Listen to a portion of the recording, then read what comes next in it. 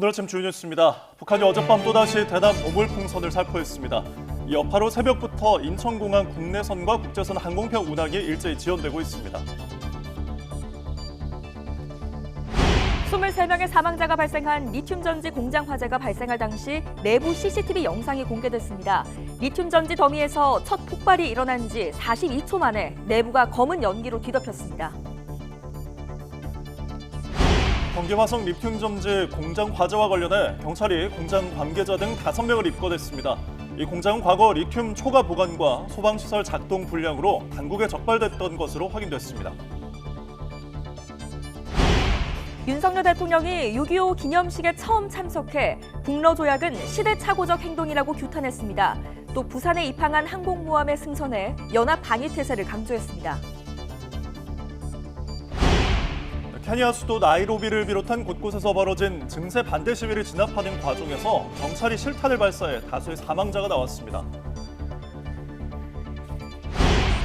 중국에서 외국인을 대상으로 한 흉기 범죄가 또 일어났습니다. 이번에는 정류장에서 버스를 기다리던 일본인 어머니와 아들이 현지인에게 공격을 당했습니다.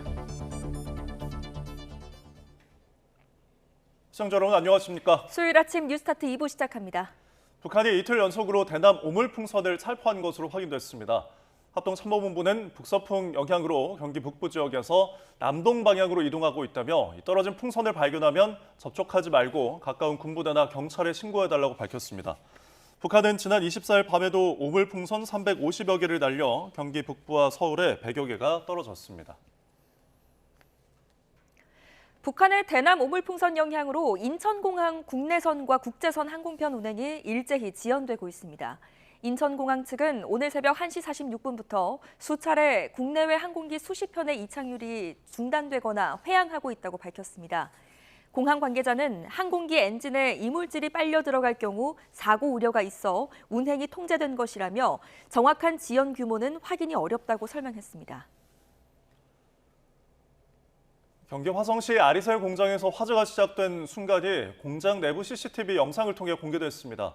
CCTV 화면에는 지난 24일 오전 10시 30분쯤 리튬 배터리에서 처음으로 연기가 뿜어나온 지 42초 만에 작업실 내부가 검은 연기로 뒤덮이는 장면이 담겼습니다. 당시 직원들은 다급히 배터리 상자를 옮기고 소화기를 뿌리며 화재 진압을 위해 노력했지만 리튬 배터리가 사방으로 불꽃을 튀기며 연속으로 폭발하는 모습이 담겼습니다. 경찰과 소방당국은 화재 현장 감식과 함께 첫 발화 장면이 담긴 CCTV 화면을 분석해 정확한 화재 원인을 조사하고 있습니다.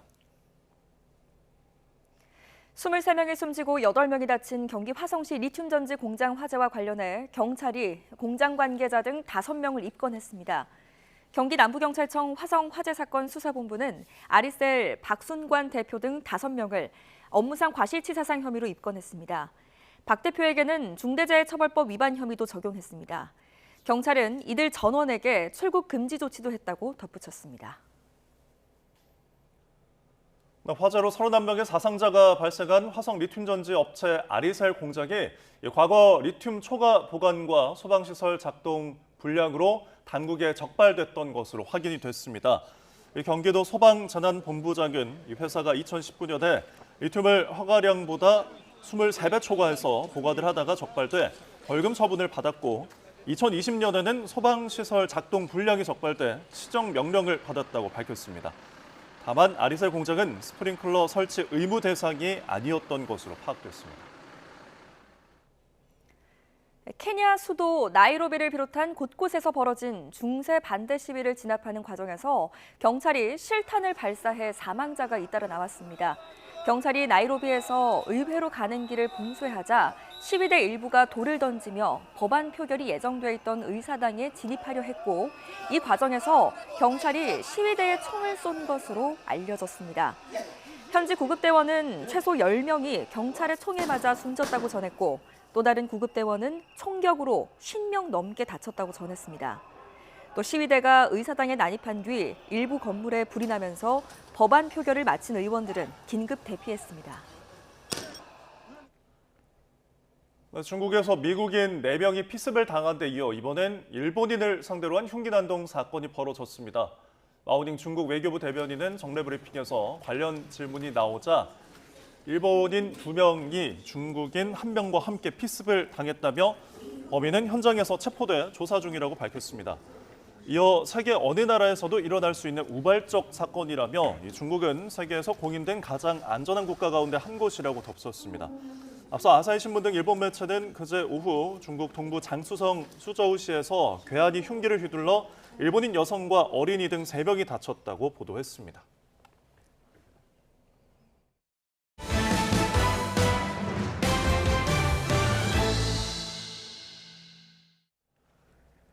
네, 조금 전 들어온 속보 소식 전해드리겠습니다. 북한이 오늘 새벽 동해상으로 탄도미사일을 발사했다고 합동참모본부가 밝혔습니다. 우리 군은 미사일의 기종과 비행거리 등 자세한 재원을 분석하고 있는데요. 북한이 탄도미사일을 쏘아 올린 건 지난달 30일 600mm 구경 초대형 방사포를 발사한 이후에 한 달가량 만입니다. 앞서 북한은 어젯밤 이틀 연속으로 대남 오물풍선을 날려보냈는데요. 일본 방위성도 북한이 탄도미사일 가능성이 있는 발사체를 발사했다고 밝혔습니다. 네, 다시 한번 전해드리겠습니다. 북한이 오늘 새벽 동해상으로 탄도미사일을 발사했다고 합참이 밝혔습니다. 우리 군은 미사일의 기종과 비행거리 등 자세한 재원을 지금 분석하고 있습니다. 북한이 탄도미사일을 쏘아 올린 건 지난달 30일 600mm 구경 초대형 방사포를 발사한 이후 한 달여 만인데요. 앞서 북한은 어젯밤에 이틀 연속으로 대남 오물풍선을 날려보내기도 했죠. 일본 방위성도 북한이 탄도미사일 가능성이 있는 발사체를 발사했다고 밝혔습니다. 더 자세한 소식은 들어오는 대로 다시 한번 전해드리겠습니다. 네, 전해드린 것처럼 북한의 도발이 계속되고 있는 가운데 이 밤 사이에 오물풍선을 또 날려보내면서 인천국제공항 국내선과 국제선 운항이 지연됐습니다. 수도권 도심 곳곳에서는 오염물로 추정되는 낙하물이 발견되며 놀란 시민들의 신고가 잇따랐습니다. 임성재 기자입니다.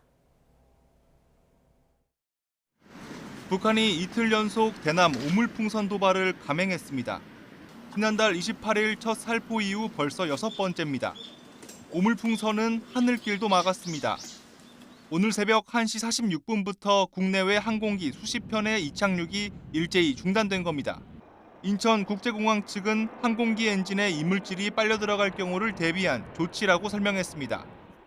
버스 스트라이크 같은 거는 내용 아시나요? 동일하게 그 오물풍선이 비행기에 빨려 들어가거나 할 수 있기 때문에 그렇습니다. 서울 도심 곳곳에선 낙하물 추정물체도 발견됐습니다. 자정 무렵까지 정체 모를 종이 쓰레기가 무더기로 하늘에서 떨어진 겁니다. 다수 낙하물이 신고된 서울 신촌 일대입니다. 직사각형 모양의 오염물 추정 물질이 곳곳에서 발견되면서 군과 경찰, 소방이 출동했습니다. 방역복을 입은 관계자들이 종이 조각 하나하나를 일일이 수거했습니다. 놀란 시민들의 의심 신고도 잇따랐습니다. 이게 뭐지 하고 이제 하늘을 쳐다보니까 딱 눈으로 보기에도 한 수십 장 돼 보이는 이제 종이가 한꺼번에 이렇게 펄럭거리면서 한 20여 초간 뭐 더 길 수도 있고요. 이렇게 떨어졌어요. 군 당국은 떨어진 풍선을 발견하면 접촉하지 말고 가까운 군부대나 경찰에 신고해달라고 당부했습니다. YTN 임성재입니다. 윤석열 대통령이 취임 후 처음으로 6.25 기념식에 참석했습니다. 이 자리에서 최근 북한이 오물풍선을 살포하고 러시아와 군사 협력을 강화하는 조약을 맺은 것을 두고 시대착오적 행동이라고 비판했는데요. 윤 대통령의 기념사 내용 직접 들어보시죠. 북한은 퇴행의 길을 고집하며 지구상 마지막 동토로 남아 있습니다. 최근에는 오물풍선 살포와 같이 비열하고 비이성적인 도발까지 서슴지 않고 있습니다. 지난주에는 우크라이나 전쟁을 일으킨 러시아와 포괄적 전략적 동반자 관계에 관한 조약을 맺고 유엔 안보리 결의를 정면으로 위반하는 군사 경제적 협력 강화마저 약속했습니다. 역사의 진보에 역행하는 시대착오적 행동이 아닐 수 없습니다. 6.25 전쟁 74주년을 맞아 국내힘 당권 주자들 사이에서는 우리도 이제 핵을 가져야 한다는 이른바 자체 핵 무장론을 두고 논쟁이 벌어졌습니다. 나경원, 윤상현 의원은 찬성론에, 한동훈 전 비대위원장과 원희룡 전 장관은 신중론에 가까웠습니다. 계속해서 강민경 기자입니다. 당권 주자 4명 가운데 자체 핵무장론 화두를 가장 먼저 던진 건 나경원 의원이었습니다. 북한과 러시아의 공조로 상황이 완전히 변했다며 우리도 스스로 지킬 힘을 갖춰야 한다는 겁니다. 글로벌 안보 환경의 변화 이런 것에 따라서 우리가 이제는 핵무장을 이야기할 때라고 생각하고 이에 윤상현 의원은 지금 당장 핵무장은 힘드니 핵미사일을 탑재한 잠수함부터 배치하자고 주장했습니다. 핵 보유국이 되면 우리는 어떻게 할 거냐. 그 정도 될 상황에는 우리도 제한적 핵무장을 할 수밖에 없다는 것. 물론 미국이 동의를 해야 되겠죠. 한동훈 전 비상대책위원장도 안보 강화의 필요성을 부정하진 않았습니다. 다만 국제사회의 제재와 경제적 타격을 배제할 수 없으니 역량만 갖춰놓자고 강조했습니다. 일본처럼 마음만 먹으면 언제나 핵 무장할 수 있는 잠재적 역량을 갖추는 것이 지금 시점에서 필요하다고 생각합니다. 반면 원희룡 전 장관은 독자적인 핵무장 추진보단 한미 동맹이 더 중요하다며 가장 신중한 입장을 내비쳤습니다. 친윤이냐 비윤이냐 논란에도 불이 붙었습니다. 한동훈 전 위원장은 출마 선언 전 윤석열 대통령과의 통화 시간이 10초에 불과하다는 일각의 주장을 낭설이라고 일축했습니다. 윤 대통령을 향한 야당의 탄핵 공세도 확실히 막아내겠다는 입장을 못 박았습니다. 그런 식의 비정상적 임기 단축은 국민들에게 피해가 옵니다. 물론 다른 후보자들은 한 전 위원장의 반윤 이미지를 부각하며 공세 수위를 끌어올렸습니다. 만약에 한동훈 위원장이 당대표가 된다면 탈당이라는 것도 배제할 수가 없죠. 당권 주자들 간 공방전이 최상병 특검법에서 안보 이슈로 범위를 넓혀가는 모습입니다. 국민의힘은 당 개혁 방안을 놓고도 당권 주자들의 의견을 수렴해 정책 경쟁을 유도한다는 계획입니다. YTN 강민경입니다. 경기도 화성 리튬 전지 공장 화재 당시 CCTV 화면이 공개됐습니다. 작업자들이 소화기로 초기 진화를 시도했지만 실패한 것으로 확인됐는데요. 일반 소화기로는 끌 수 없는 화재가 늘어나는 만큼 관련 법을 빨리 정비해야 한다는 목소리가 커지고 있습니다. 김근우 기자의 보도입니다. 무려 23명의 생명을 앗아간 배터리 공장 화재. 피해를 키운 건 초기 진화에 실패했기 때문입니다. 작업자들이 소화기를 뿌려봤지만 효과가 없었고 불은 더욱 커졌습니다. 배터리 속 리튬에 불이 붙어 일반 소화기로 끌 수 없었던 겁니다. 배터리 셀을 모아놓은 곳에서 작은 불꽃과 함께 연기가 나왔고요. 그 과정에서 근로자들이 소화기를 사용해서 자체적으로 진화를 시도하다가 실패를 했습니다. 배터리에서 화재가 났을 경우 소화기는 이런 금속 화재에 대응해 이동식 수조에 차를 통째로 집어넣거나 굵은 봉을 배터리에 꽂아 물을 뿌리는 장비까지 개발하는 등 방법을 찾고 있습니다. 하지만 이미 불이 커진 다음에는 사실상 손 쓸 수 없는 경우가 더 많습니다.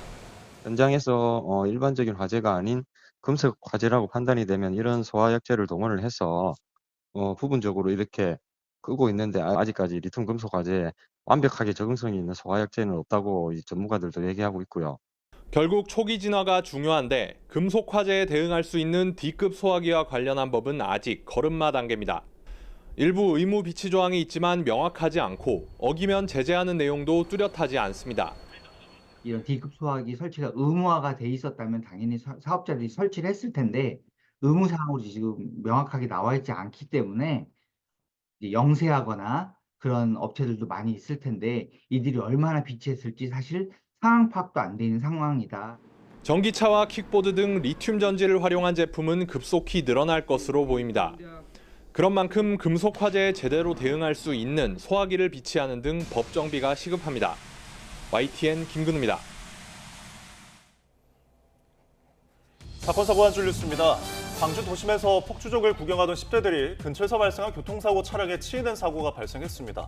어제 새벽 3시쯤 광주 서구 광천 사거리 일대에서 60대가 운전하던 승용차와 20대가 운전하던 차량이 충돌하면서 인도에 있던 10대 3명을 들이받았습니다.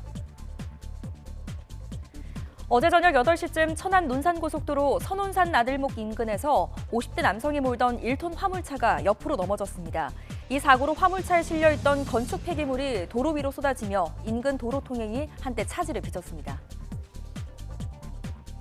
지난달 30일 서울 대치동에 있는 오피스텔에서 60대 여성 A씨와 그 딸에게 흉기를 휘둘러 숨지게 한 혐의를 받는 65살 박학선이 구속 상태로 재판에 넘겨졌습니다. 검찰은 박학선이 이전부터 연락을 안 받거나 만나주지 않는다는 이유 등으로 A씨에게 여러 차례 폭언과 살해 협박을 이어왔고 오피스텔에 도착하자마자 흉기를 집어 공격한 점 등을 토대로 계획범죄라고 판단했습니다. 이혼 소송에서 재산 분할이 예상되자 18억 원에 달하는 재산을 친인척들 명의로 빼돌린 남성이 재판에 넘겨졌습니다. A씨는 2018년 자신의 아내가 이혼 소송을 내자 재산이 분할될 것을 예상하고 범행을 저지른 것으로 조사됐습니다. 초등학교 여학생 앞에서 음란 행위를 하고 도망갔던 20대 남성 A씨가 경찰에 붙잡혔습니다. A씨는 지난 24일 인천 중구에 있는 아파트에서 초등학교 여학생을 보면서 음란 행위를 하고 휴대전화로 음란물을 보여준 혐의를 받습니다. 모르는 여성을 붙잡아두고 흉기로 위협하며 인질극을 벌인 40대 남성 A씨가 첫 재판에서 국민참여재판을 희망한다고 밝혔습니다. A씨는 첫 공판 준비 기일에서 형이 더 무겁게 나와도 상관없다고 말하기도 했는데 변호인은 정신건강 상태 때문에 수감 생활이 어렵다며 정신감정을 신청하겠다는 의견도 제출했습니다. LH 사업 과정에서 특정 업체가 일감을 불법으로 받은 의혹과 관련해 경찰이 LH 본사, 인천본부, 관계사 등에 대해 압수수색을 벌였습니다. 경찰은 LH의 임대아파트 재도장 사업과 관련해 불법 하도급 정황 관련 자료 확보에 나선 것으로 알려졌습니다. 지난해 7월 미호강 임시제방 붕괴로 14명이 숨진 충북 청주시 궁평2 지하차도 개통이 연기됐습니다. 궁평2 지하차도 개통을 위해 충청북도는 지하차도에 차량 진입 차단 시설과 도로 전광판, 배수 펌프 등을 설치했지만 오송 참사 유가족들은 철저한 안전 점검과 재발 방지 대책 수립 후 개통해야 한다며 연기를 요구했습니다.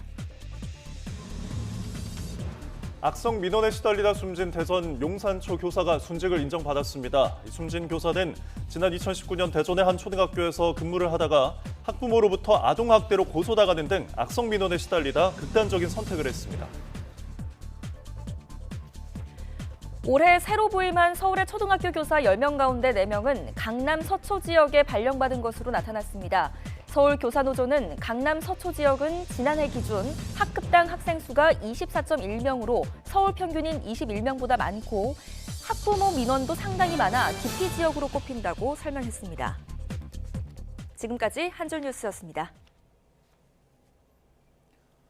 네, 다음 소식입니다. 중국에서 일본인 학교 버스를 기다리던 일본인 어머니와 아들이 현지인에게 공격을 당했습니다. 2주 전쯤에는 미국인 4명을 상대로 한 흉기 난동 사건이 벌어졌는데 중국 당국은 그때도 이번에도 우발적 사건이라며 확대 해석을 경계하고 있습니다. 홍주혜 기자입니다.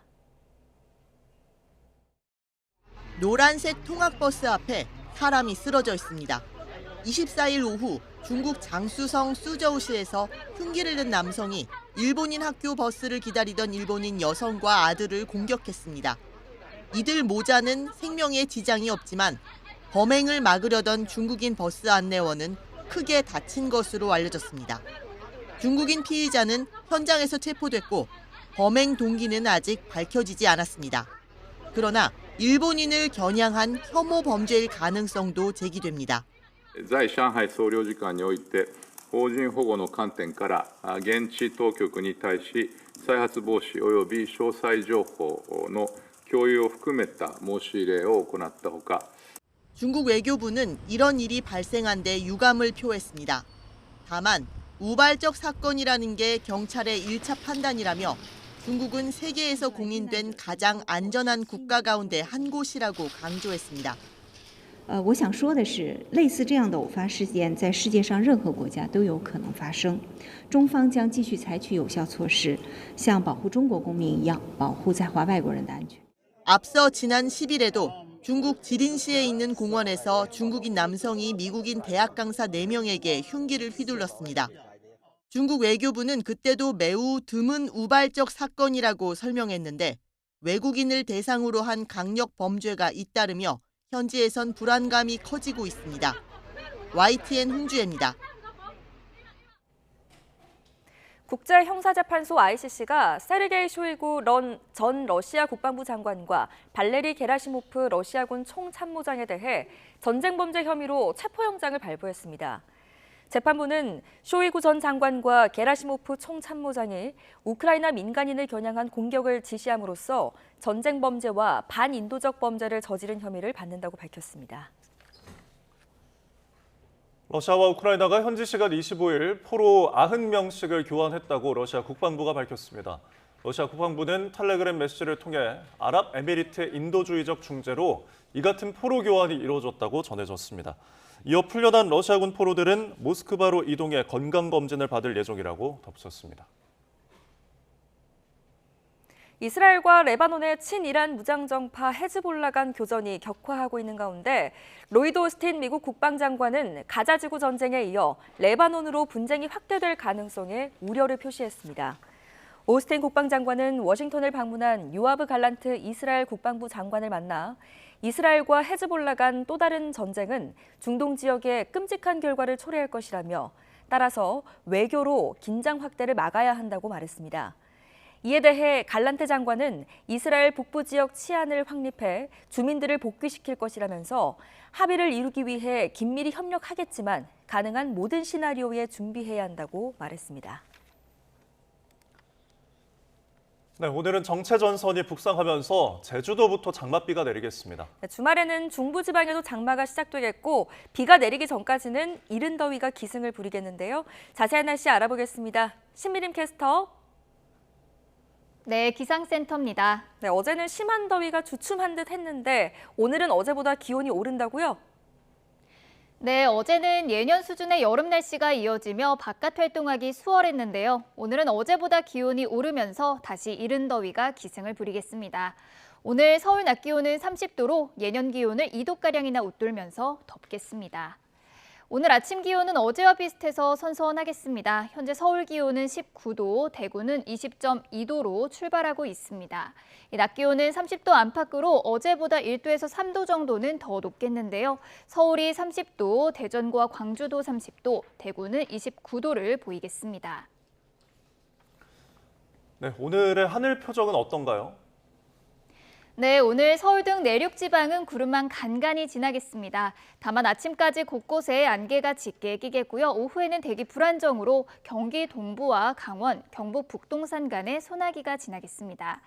또 낮 동안 강한 볕이 내리쬐면서 자외선 지수도 높게 치솟겠는데요. 외출 시에는 자외선 차단에도 신경 써주시는 게 좋겠습니다. 네, 마지막으로 제주도에는 장맛비 소식이 있죠? 네, 제주 남쪽 해상에 머물고 있던 장마전선이 다시 북상하고 있습니다. 오늘 제주도에는 오락가락 장맛비가 내리겠는데요. 비는 밤사이 전남 남해안으로 내일은 남부지방으로 점차 확대하겠습니다. 모레까지 제주도에는 150mm 이상, 남해안에도 최고 60mm의 많은 비가 내리겠고요. 특히 내일과 모레 사이에 이 지역에는 돌풍과 벼락을 동반한 강한 비가 쏟아질 수 있겠습니다. 주말에는 서울 등 중부지방에도 첫 장맛비가 내리겠고요. 이후 정체전선은 이 남북을 오르내리면서 곳곳에 강한 비를 뿌리겠습니다. 비가 내리기 전까지 중부지방은 맑고 더운 날씨가 이어질 전망입니다. 지금까지 날씨 정보였습니다.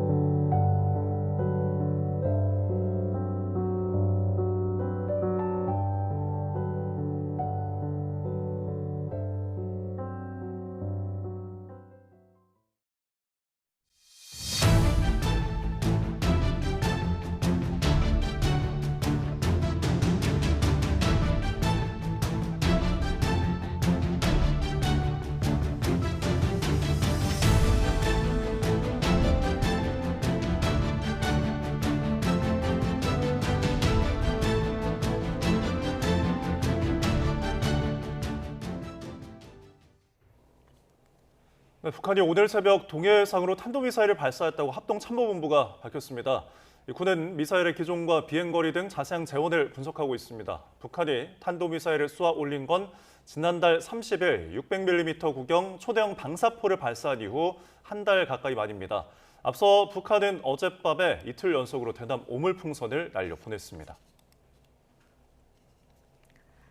네, 일본 방위성도 북한이 탄도미사일일 가능성이 있는 발사체를 발사했다고 밝혔습니다. 또한 일본 방위성은 북한 발사체는 이미 낙하한 것으로 추정한다며 일본에 미칠 영향을 두고 정보를 수집해서 분석하고 있다고 밝혔습니다. 관련해서 잠시 후에 전문가 연결해서 자세히 전해드리도록 하겠습니다. 네, 북한은 이틀 연속으로 대남 오물풍선을 살포한 것으로 확인이 됐습니다. 합동참모본부는 북서풍 영향으로 경기 북부 지역에서 남동 방향으로 이동을 하고 있다며 떨어진 풍선을 발견하면 접촉하지 말고 가까운 군부대나 경찰에 신고해달라고 밝혔습니다. 북한은 지난 24일 밤에도 오물풍선 350여 개를 날려 경기 북부와 서울에 100여 개가 떨어졌습니다. 올해 북한의 오물풍선 도발은 지난달 28일 첫 살포 이후 6번째입니다. 네, 북한의 대남 오물풍선 영향으로 인천공항 국내선과 국제선 항공편 운행이 한때 일제히 지연됐습니다. 인천공항에 따르면 오늘 새벽 1시 46분부터 약 3시간 동안 국내외 항공기 수십 편의 이착륙이 중단되거나 회황했습니다. 공항 관계자는 항공기 엔진에 이물질이 빨려 들어갈 경우 사고 우려가 있어 운행이 통제된 것이라며 정확한 지연 규모는 확인이 어렵다고 설명했습니다. 네, 이어서 오늘의 경제 일정 살펴보겠습니다. 경제관계장관 회의가 오늘 오전 경제부총리 주재로 정부 서울청사에서 열립니다. 하반기 우리 경제정책의 방향과 반도체 생태계 종합지원 방안 등이 논의될 예정입니다. 한국은행이 금융안정보고서를 발간합니다. 올해 국내 가계와 기업의 대출 현황과 부동산 PF 상황에 대한 한은의 평가가 담길 예정입니다. 통계청이 지난 4월 인구 동향을 발표합니다. 지난 3월의 출생아 수가 3월 기준으로 처음 2만 명 밑으로 떨어져 4월 결과에 관심이 모아집니다. 금융감독원이 한국투자증권과 DB투자증권, 유진투자증권에 대해 2주간 현장 검사를 시작합니다. 개인 고객을 상대로 영업을 하며 편법 행위가 있었는지 여부를 살피게 됩니다. 한국소비자원이 의류를 싸게 파는 피몰이나 단골 마켓 등 온라인 쇼핑몰 관련 소비자 피해가 늘고 있다며 주의를 당부했습니다. 한국소비자원은 올해부터 지난달까지 주식회사 티움 커뮤니케이션이 운영하는 두 쇼핑몰 관련 피해 구제 신청이 모두 37건이라고 밝혔습니다. 이 소비자가 배송 지연으로 주문을 취소하거나 환불을 요청을 해도 쇼핑몰 측이 이를 거절한다는 내용이 대부분이었습니다. 국토교통부는 11개 차종 45만 6,977대에서 제작 결함이 발견돼 자발적 시정 조치 리콜한다고 밝혔습니다. 현대차 G80 등 2개 차종 23만 6,518대는 엔진 시동용 모터 설계 오류로 맥스크루즈 등 2개 차종 3만 7,169대는 전자제어 유압장치 내구성 부족으로 화재가 발생할 가능성이 있어 내일부터 시정 조치에 들어갑니다. 기아차의 스포티지 15만 7,188대는 전자제어 유압장치 내구성 부족에 따라 화재가 발생할 가능성이 있어 7월 3일부터 시정 조치에 들어갑니다.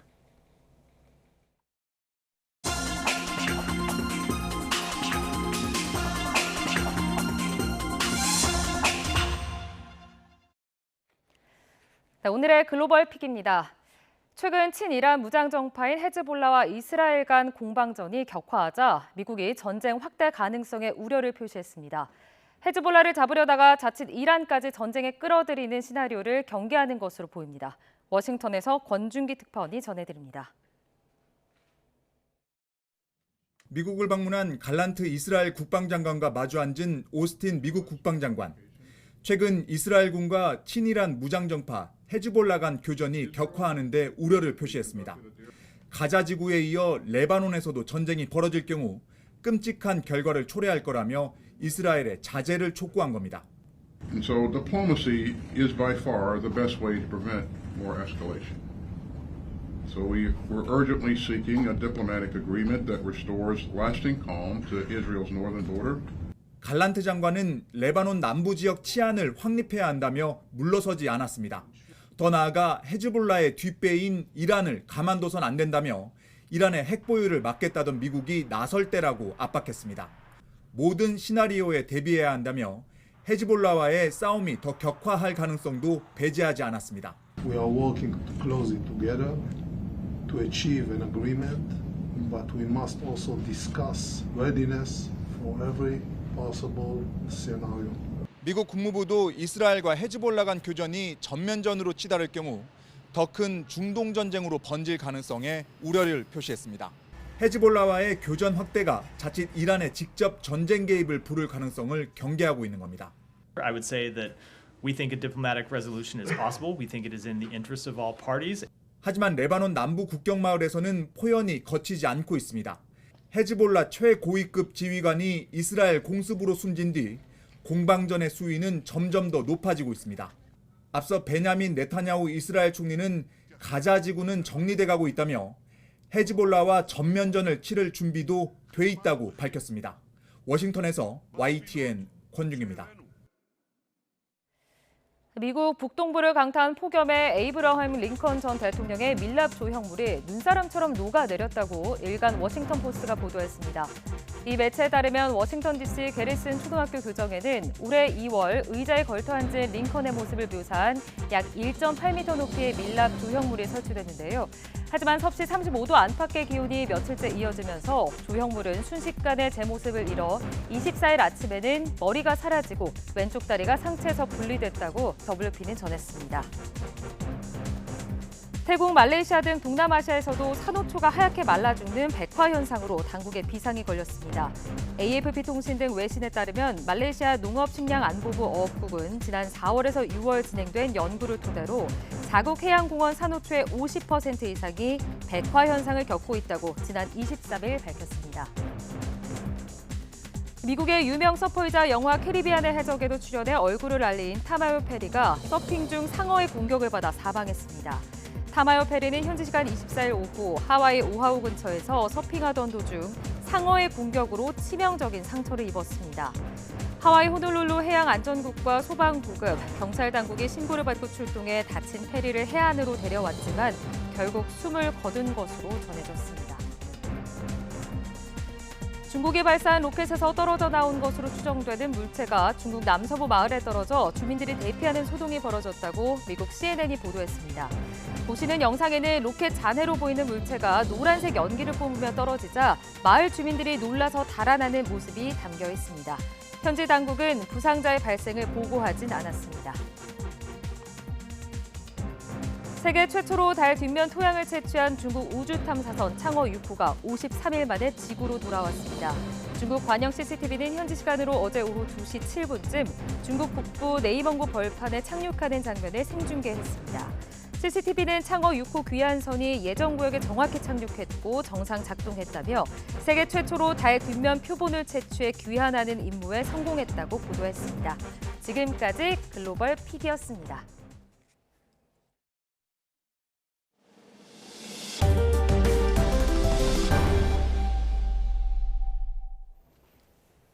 저희가 조금 전 전해드린 것처럼 북한이 오늘 새벽 동해상으로 탄도미사일을 발사했다고 합동참모본부가 밝혔습니다. 네, 조한범 통일연구원 선임연구위원과 이야기 나눠보겠습니다.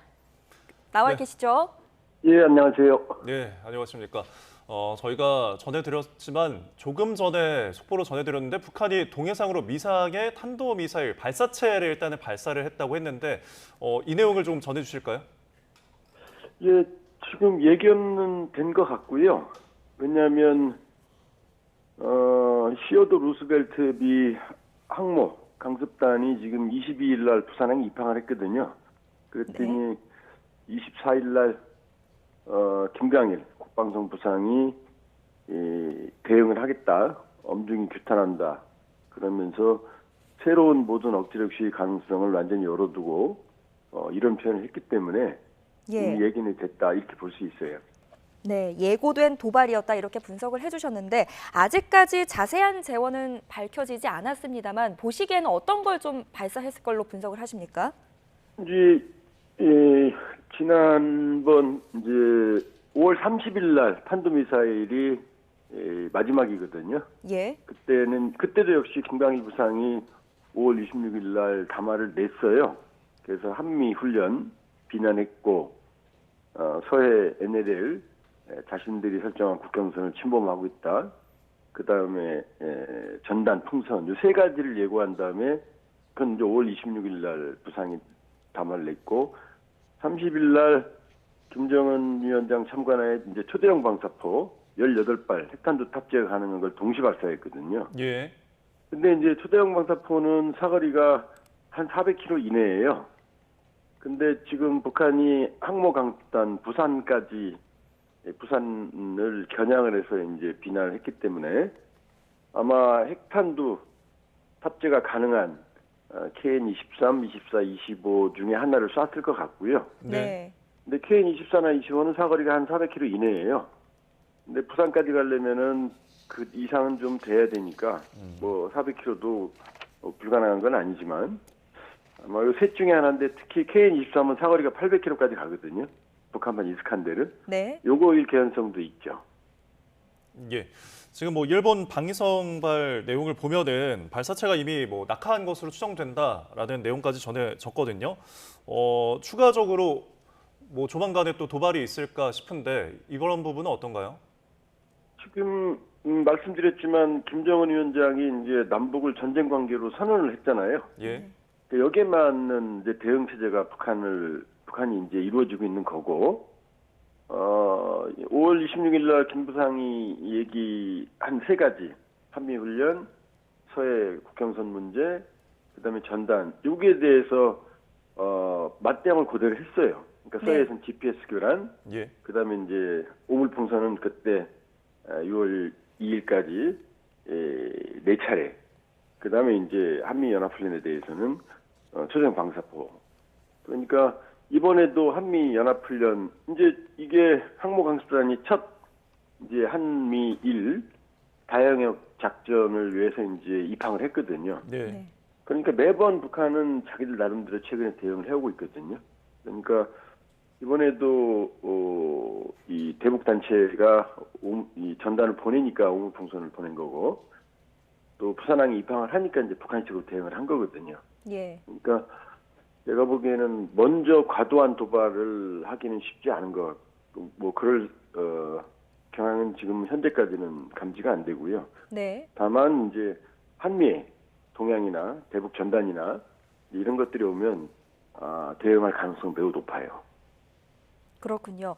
또 주목해볼 만한 게 연구위원님, 지금 연이틀 대남 오물풍선을 내려보내고 있거든요. 계속해서 이렇게 오물풍선을 내려보내는 이유는 뭐라고 보십니까?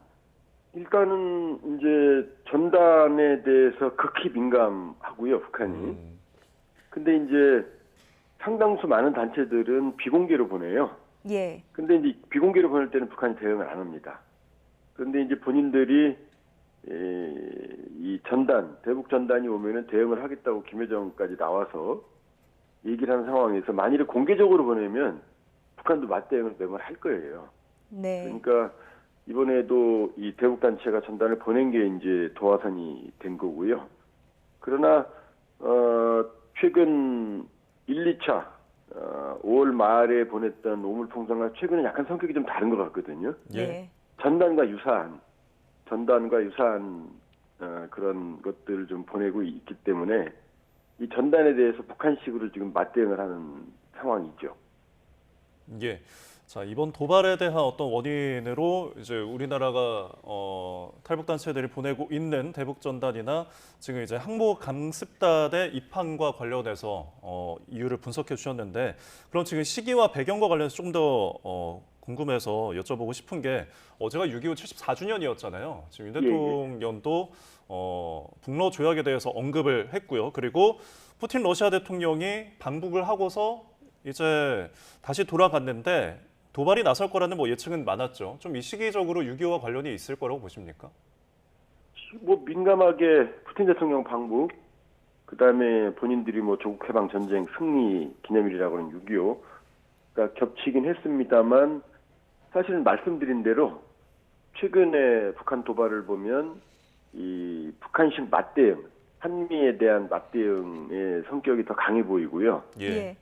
그리고 뭐 DMZ 내 장벽 건설이라든지 또 뭐 개성공단 내 시설 신축이라든지 이런 것들은 크게 보면 일종의 전쟁 관계로 전환한 북한식 대응 태세, 전시 태세 일환이라고 볼 수가 있거든요. 예. 그러니까 큰 그림으로 보면 이 전쟁 관계로 선언한 김정은 위원장의 지시, 그 다음에 한미 동맹에 대한 맞대응 이런 게 더 큰 그림으로 봐야 된다. 이 어떤 단기적인 어떤 시기적 어떤 상황보다는 이제 그게 제 판단입니다.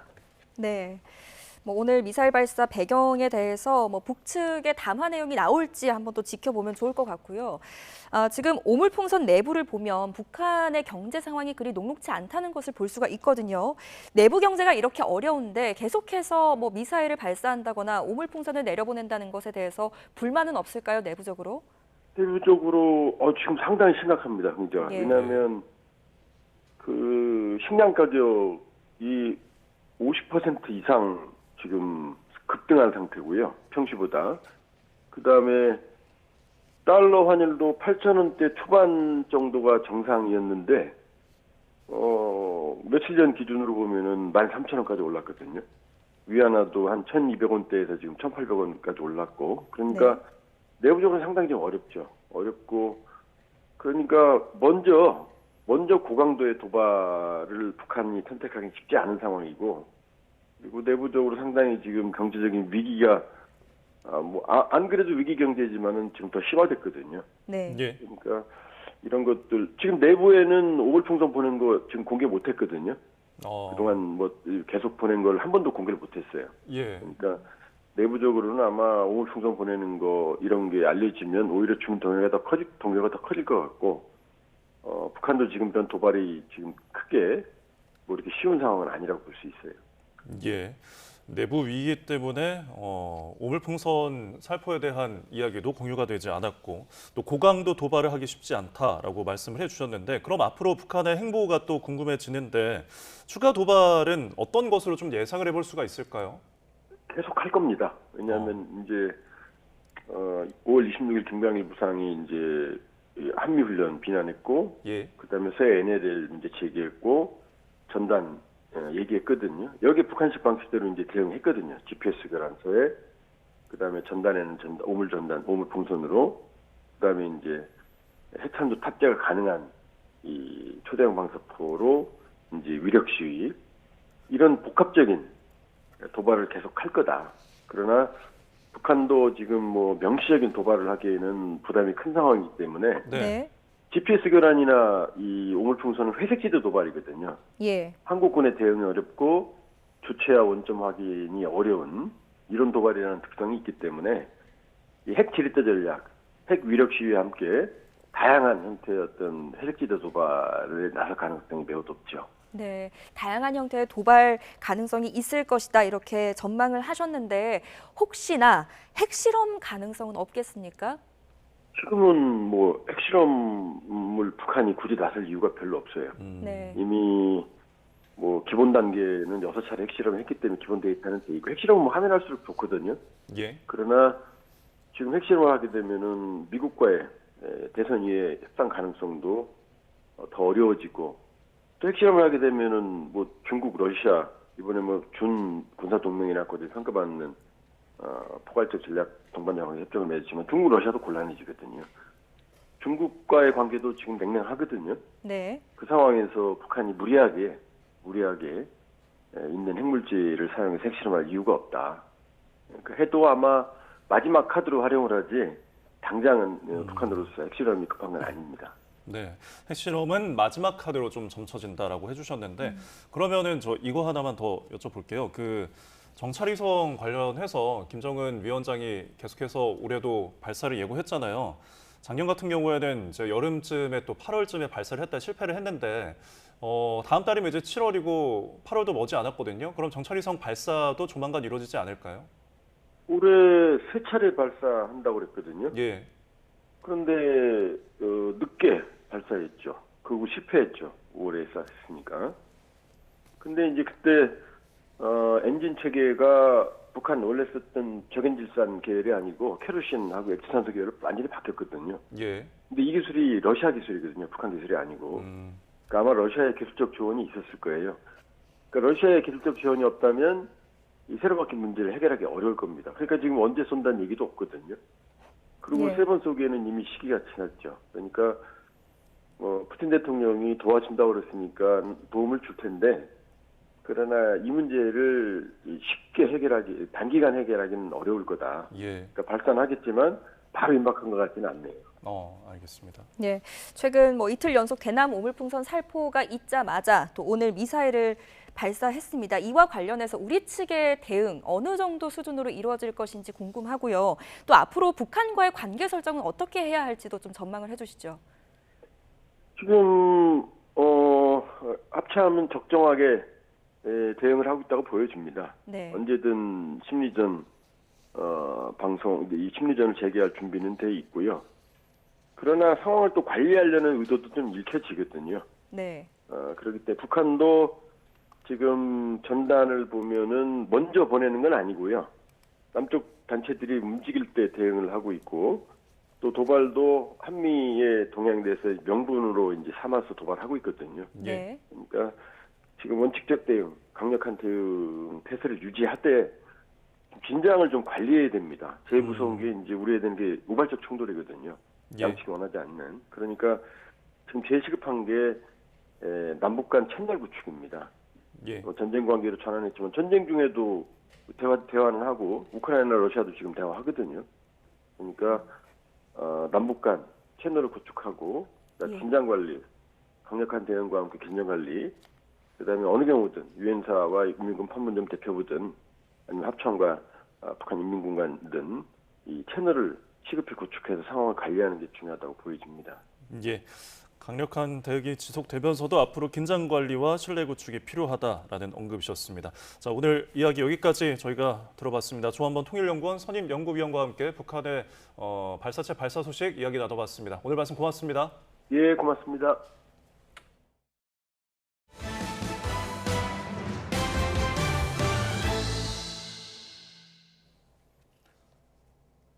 한일 재무장관이 두 나라 통화 가치 하락에 대한 심각한 우려를 공유하고 적절한 조치를 계속 취하기로 했습니다. 글로벌 강달러의 원화와 엔화가 동반 약세를 보이자 두 달여 만에 다시 구두 개입성 카드를 꺼낸 것으로 보입니다.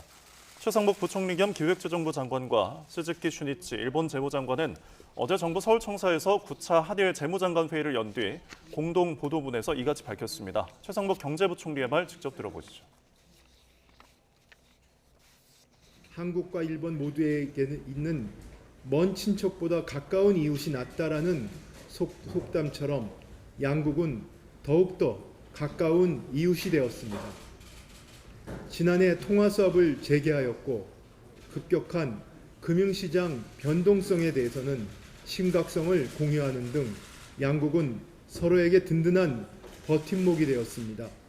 한일 자본시장 발전, 양국 간 투자 활성화 등 경제협력의 범위를 기업과 민간 차원까지 넓게 확대하여 양국 국민들 모두에게 도움이 되는 경제 공동 번영의 계기를 마련하는 것이 중요합니다. 최근 중국인 관광객의 몰상식한 행동으로 제주도가 몸살을 앓고 있습니다. 지난주 제주 연동의 한 거리에서 중국인 관광객으로 추정되는 남자아이가 대변을 보는 일이 있었는데요. 보호자로 보이는 여성은 아이의 행동을 제지하지 않아 비난이 쏟아졌습니다. 네, 이 사건 이후 며칠 뒤 제주의 한 편의점을 이용한 중국인 관광객의 추태가 또다시 논란이 됐습니다. 한 온라인 커뮤니티에는 중국인 손님이 많이 오는 편의점이라며 당시의 사진을 공개했는데요. 먹고 난 컵라면과 물병, 음료수 컵 등 이 쓰레기가 나뒹굴고 있습니다. 자, 먹은 음식을 정리해달라, 시끄럽게 하지 말아달라는 안내문을 붙여놨지만 소용이 없었습니다. 자, 최근 이 같은 중국인의 행동을 타이완 언론도 주목을 했는데요. 자유시보는 제주도 중국섬 되나 뒤시닥거리 하느라 바쁜 한국이란 제목의 기사를 전했습니다. 그러면서 제주가 중국섬이 되는 게 아니냐는 우려도 밝혔습니다. 타이완 자유시보는 우리나라에서 지난 2008년 중국인을 상대로 무비자 여행이 허용되면서 제주도의 중국인들의 투자 이민 열풍이 불었다고도 전했습니다. 이후 중국 개발업자들은 테마파크나 카지노, 고층 호텔과 아파트 등을 건설하겠다는 목표로 땅을 매입했다고 덧붙였는데요. 실제 투자 이민 제도를 통해 지난해 외국인이 제주 부동산에 39건, 290억여 원을 투자했는데 이 가운데 중국 국적이 30건 이상이었습니다. 이 매체는 국내에 장기 체류하려면 F2 비자를 발급받아야 하는데 약 5억 원만 내면 발급받을 수 있고 영주권인 F5 비자는 15억 원을 투자하면 받을 수 있다고 전했습니다. 그러면서 미국, 호주 등 해외에서 투자 이민 비용이 최소 14억 원에서 40억 원이 든다며 다른 국가에 비해 투자 이민 문턱이 훨씬 낮다고 보도했습니다. 이 같은 외신 보도에 제주도가 이례적으로 해명에 나섰습니다. 제주 내 중국 국적 소유 땅은 전체 면적의 0.5%에 불과한데 중국 섬이 됐다고 보도하는 건 지나치게 과장된 표현이라고 지적한 겁니다.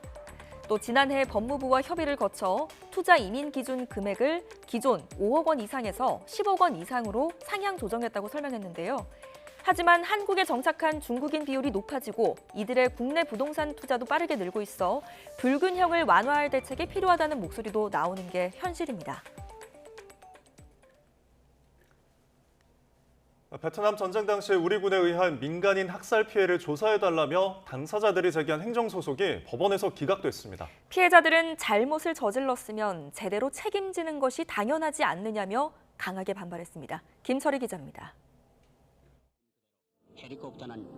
지난 1968년 2월 24일 베트남전에 투입된 해병대 제2여단이 주둔지 주변 하미마을을 덮쳤습니다. 피해자들은 이때 자행된 학살로 민간인 151명이 목숨을 잃었다고 주장하는데 하미학살로도 불리는 전쟁 범죄로 당시 11살이었던 응우옌 티탄 씨도 가족을 잃었습니다. 학살 50여 년 뒤 응우옌 씨는 진실화해위원회에 진상을 밝혀달라며 진실규명을 신청하고 나섰습니다. 하지만 위원회는 해당 사건이 법이 정한 진실규명 범위에 해당하지 않는다며 신청을 각하했습니다. 외국에서 외국인이 전쟁 시기에 있었던 사건에 대해서는 우리 진화해법의 조사 범위에 밖에 있다. 이후 피해자들은 결정을 뒤집기 위해 행정소송을 이어갔지만 법원 판단 역시 다르지 않았습니다. 피해자들 주장을 따르면 진실규명 범위가 지나치게 확대할 우려가 있고 영토적, 인적 한계로 인해 조사나 규명이 현실적으로 이루어지기 어려울 뿐 아니라 외교 갈등까지 우려된다는 겁니다. 60년 가까이 진실규명을 위해 싸워온 응우옌 티탄 씨는 잘못을 저질렀으면 책임을 져야 하는 거 아니냐며 울분을 토했습니다. mà đưa ra đủ lý do để nói hết. Cô không biết lý do nào để nói hết. Mà cô thấy là quá cố chấp luôn á. Cô thấy là không còn chi để nói nữa, quá cố chấp. cô rất buồn. 피해자 측은 가해자나 피해자가 외국인인 사건을 진실화해위가 진실규명한 사례가 있는 만큼 지치지 않고 계속 싸우겠다는 뜻을 밝혔습니다. YTN 김철입니다.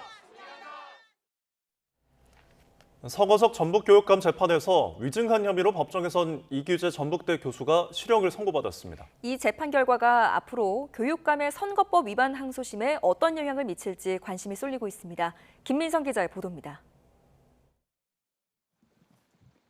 2013년 술자리에서 서거석 전북교육감한테 폭행당한 적 없다. 지난해 3월 서교육감 1심 재판의 증인으로 선 이규재 교수의 이 말이 끝내 위증으로 인정됐습니다. 재판부는 이 교수가 서교육감에게 양손으로 뺨을 3대 맞고 이에 대항해 서교육감 얼굴을 머리로 들이받은 걸 기억하고 있었으면서 법정에서 이에 반하는 증언을 했다고 판단했습니다.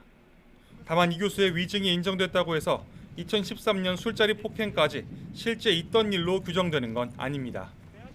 위증죄는 법정에서 선서한 증인이 자기 기억에 반하는 사실을 증언하는 것만으로 성립되기 때문입니다.